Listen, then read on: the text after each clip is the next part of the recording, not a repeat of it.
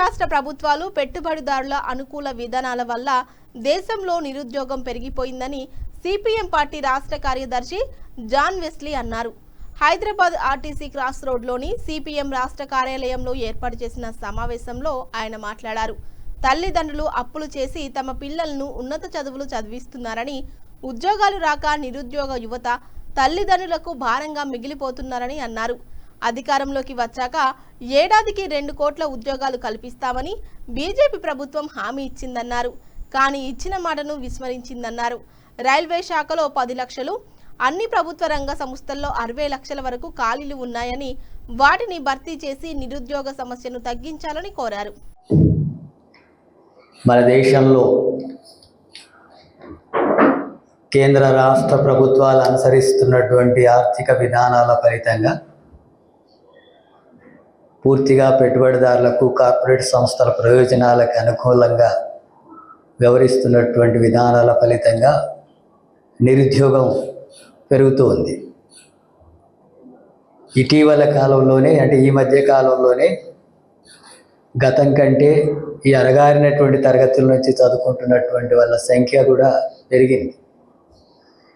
అణగారినటువంటి తరగతుల నుంచి, పేద కుటుంబాల నుంచి చదువుకున్న వాళ్ళ సంఖ్య పెరిగిన తర్వాత దాని ఆధారంగా ఉద్యోగాలు వస్తే కుటుంబాలు బాగుపడతాయి.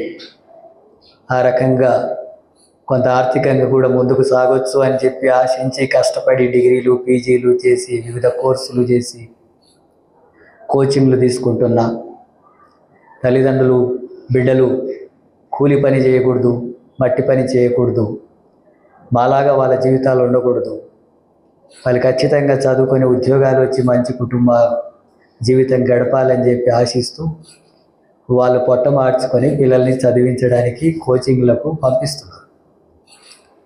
కానీ మన రాష్ట్ర ప్రభుత్వంలో, అట్టగే కేంద్రంలో కానీ ఉద్యోగాలు భర్తీ చేయడం లేదు.